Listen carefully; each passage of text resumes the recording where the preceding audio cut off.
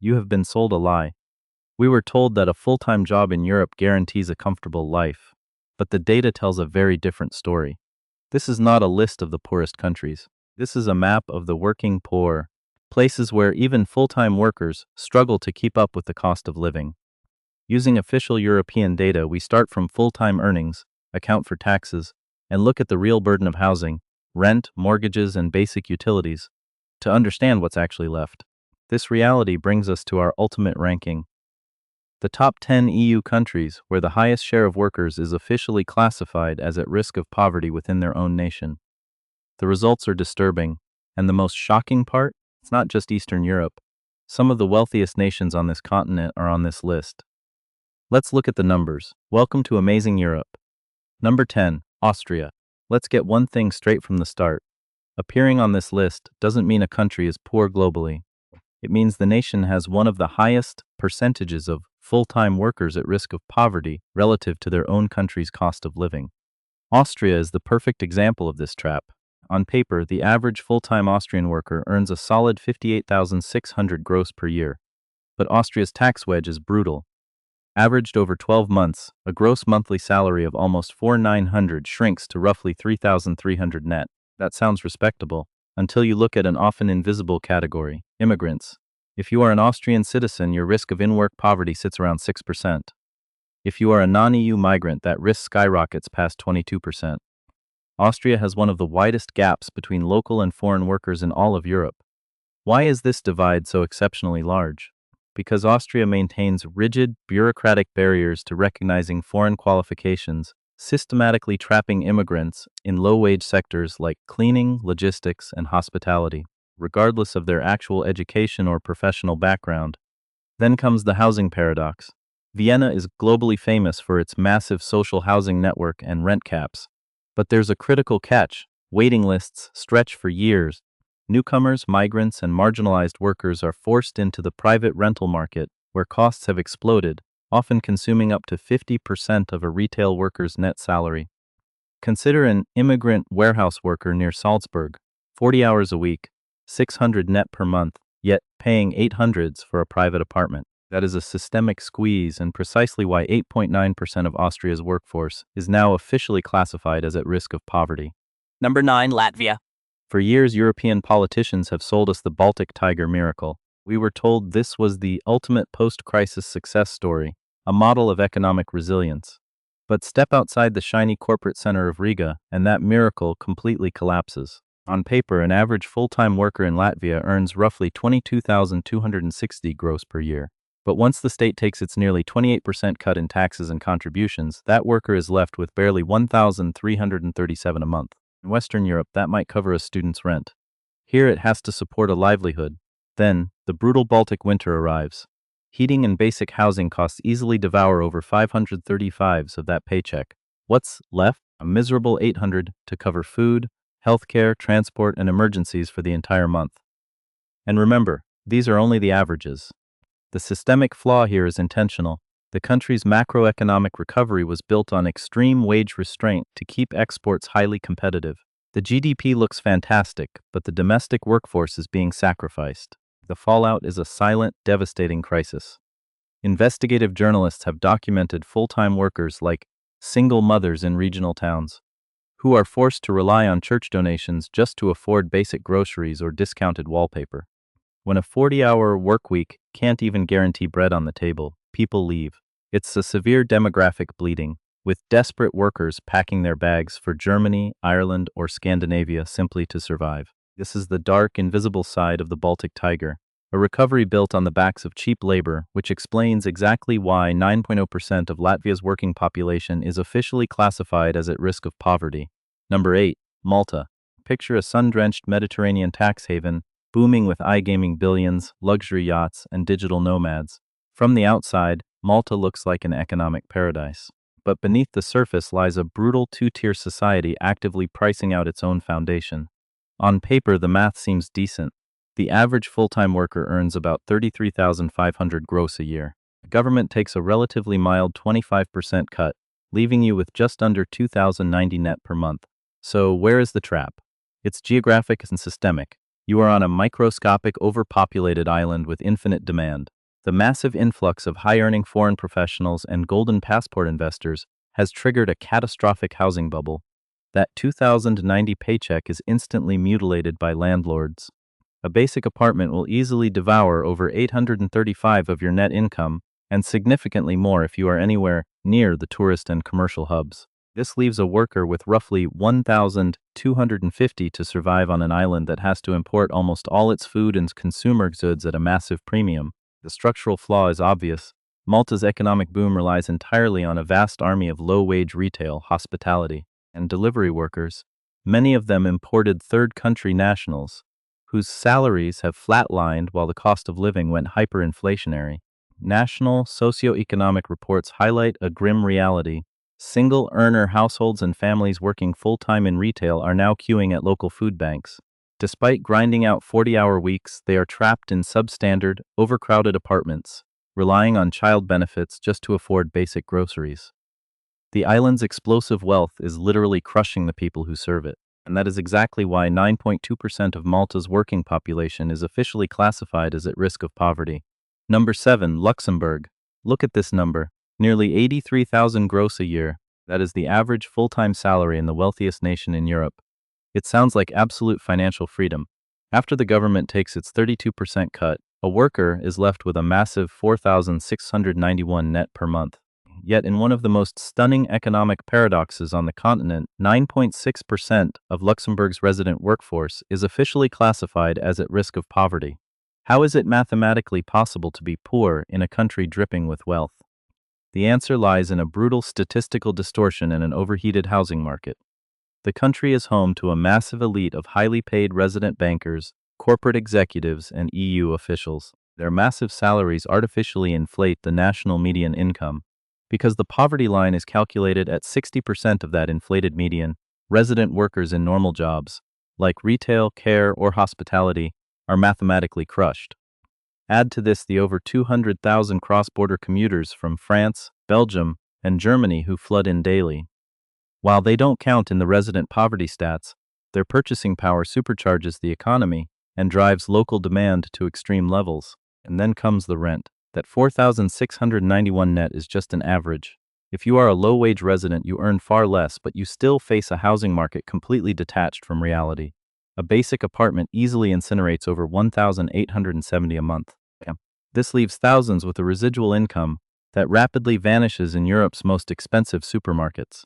NGO reports highlight a growing underclass of resident cleaners and shop assistants forced to live in overcrowded shared flats or rely on social grocery stores just to feed their children. In Luxembourg, extreme wealth hasn't eradicated poverty.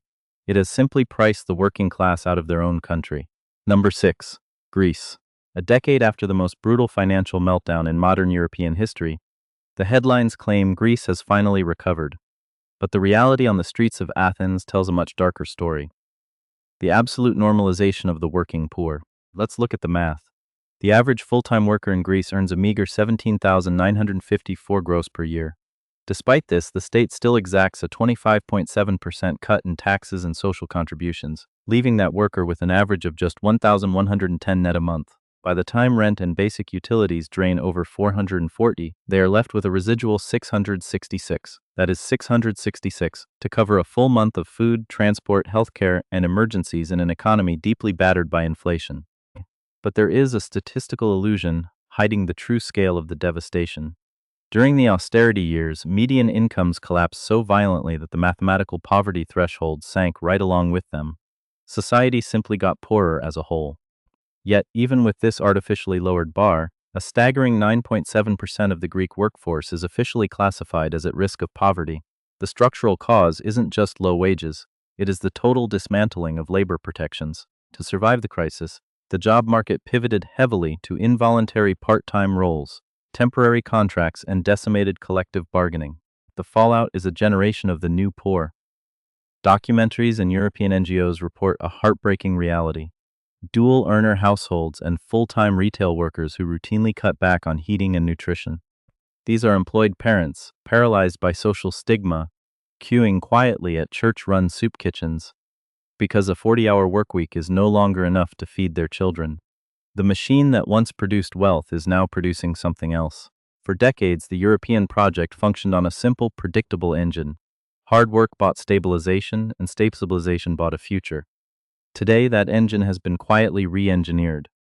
Across the continent, the structural mechanism driving this decline is not a sudden collapse, but a deliberate, slow-motion recalibration of how wealth is distributed. The state takes its cut to fund legacy systems, real estate assets absorb the remainder, and the active workforce is left to absorb the impact. We are witnessing the birth of a permanent economic underclass that is fully employed yet completely locked out of the economy it builds. The data reveals this shift with cold, geometric precision. Across major European urban hubs, commercial retail vacancies have risen by nearly 14% over the last 36 months. In neighborhoods where local bakeries, family-run pharmacies, and independent bookstores once formed the social fabric, you now see a different landscape. You notice rows of identical, windowless micro-fulfillment centers, discount chains, and pawn shops. This is not the evolution of commerce. It is the physical footprint of depleted purchasing power. When a community's entire full-time workforce is spending half its income on bare survival, the secondary economy simply chokes to death. For the average family, this means the end of small security blankets, no savings for a child's dental work, no emergency funds for a broken boiler, a life lived exactly one paycheck away from total insolvency. The demographic shifts tell an even more disturbing story. In regions heavily dependent on low-wage logistics and service sectors, the traditional household structure is fracturing under financial strain. Eurostat tracking records a massive 22% surge in multi-generational cohabitation among employed adults aged 30 to 45. This is not a cultural preference for communal living. It is a mathematical necessity. When two full-time salaries can no longer secure a standard two-bedroom rental on the open market, independent adulthood becomes an unaffordable luxury. The human consequence is a silent, generational paralysis. Birth rates in these specific working poor corridors have plunged to historic lows, as young couples realize that bringing a child into a world where a 40-hour workweek cannot guarantee a stable roof is an impossible gamble. Step away from the macroeconomic spreadsheets and look at the physical evidence on the ground. In the industrial outskirts of Linz or the commercial dense zones outside Milan, the physical world reflects the numbers. Walk down the residential side streets at 6 p.m. You will see grand, historic apartment blocks where the upper floors are completely dark, bought out by foreign investment funds or converted into short-term tourist rentals, while the basement units and cramped outbuildings are packed with local workers. In the industrial parks, the employee parking lots tell the story. 20 years ago, these lots were filled with reliable mid-tier domestic vehicles, owned by the factory staff. Today they are filled with aging, rusted cars manufactured in the early 2000s, sitting alongside the high-end electric vans of delivery corporations. The tools of production are pristine, the people operating them are wearing out. To truly understand how this mechanism deconstructs a life, you have to talk to the people trapped inside the gears. Consider Marco, a 52-year-old logistical dispatcher who has managed warehouse freight schedules in a major shipping hub for nearly 24 years. On paper, his position is senior, stable, and essential to the region's supply chain. Yet his salary has crept up by less than 4% over the last decade, while his building's utility bills and local food costs have surged by over 40%.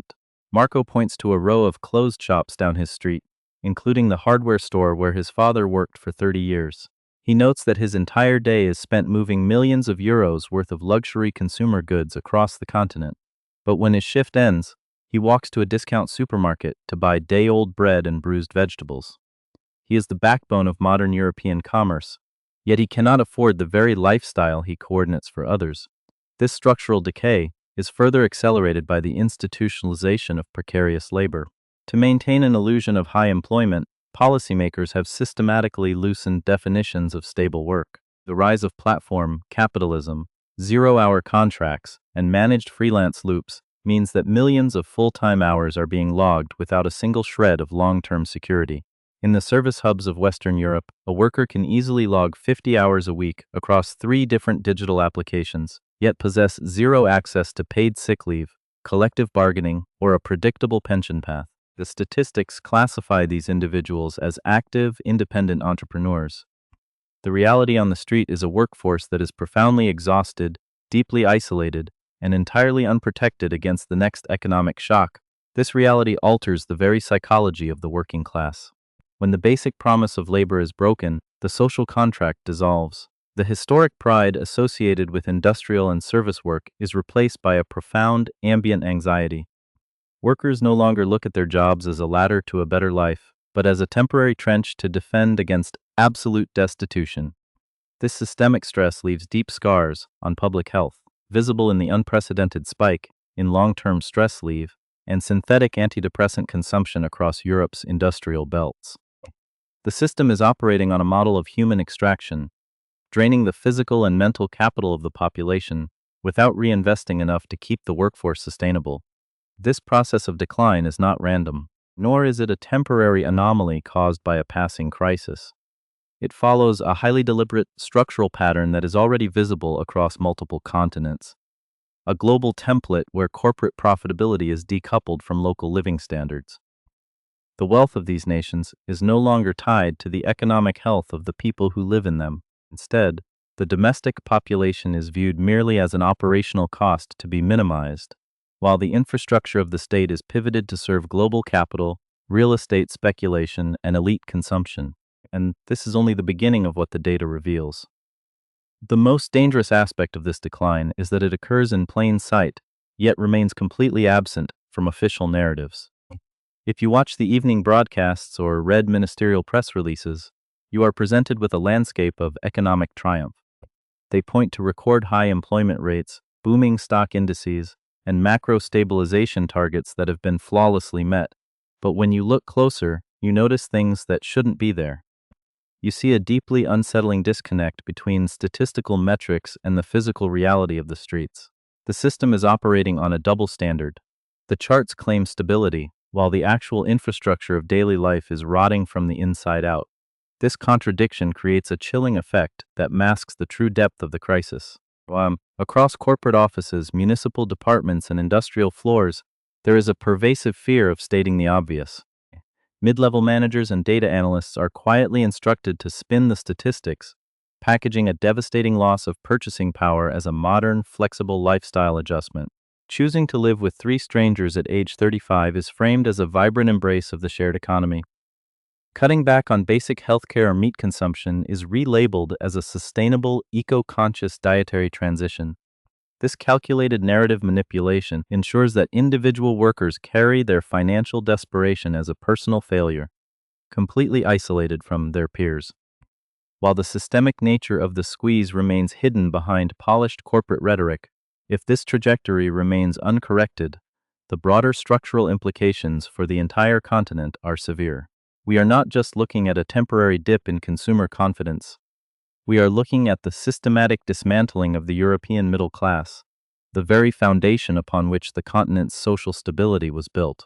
When an entire generation realizes that full-time work no longer grants entry into a normal, secure life, their dedication to institutional norms collapses. The immediate consequence is a massive, accelerating brain drain that hollows out core industries. The brightest medical staff, engineering graduates, and technical professionals are packing their bags, leaving behind an aging, depleted domestic workforce that is increasingly dependent on a strained state infrastructure. The long-term math of this transformation is entirely unsustainable. As the share of working poor continues to expand, the tax base required to fund Europe's massive social safety nets and pension systems is steadily evaporating. The states are caught in a terminal paradox. They are forced to increase fiscal pressure on the dwindling number of middle-income earners just to keep legacy institutions running, which in turn pushes even more full-time workers below the poverty threshold. The physical world will inevitably reflect this fiscal collapse. You will see public transit networks cutting routes, underfunded regional hospitals extending wait times to months, and municipal systems failing to maintain basic civic utilities. It is a slow, methodical winding down of a civilization's standard of living, occurring not because the continent lacks wealth, but because the wealth has been entirely decoupled from the value of actual labor. This silent transition forces us to confront a fundamental structural question about the future we are actively constructing. For generations, the implicit promise of the modern economy was that dedication to a 40-hour workweek would protect an individual from destitution and secure a predictable, dignified path forward.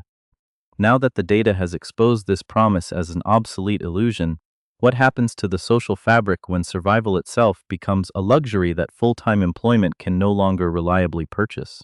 If a lifetime of labor is no longer a shield against poverty, what exactly is the value of the paycheck you are holding in your hand? And as the numbers continue to climb, we are left to wonder, how much longer can a society remain stable when its own foundation is being priced out of existence?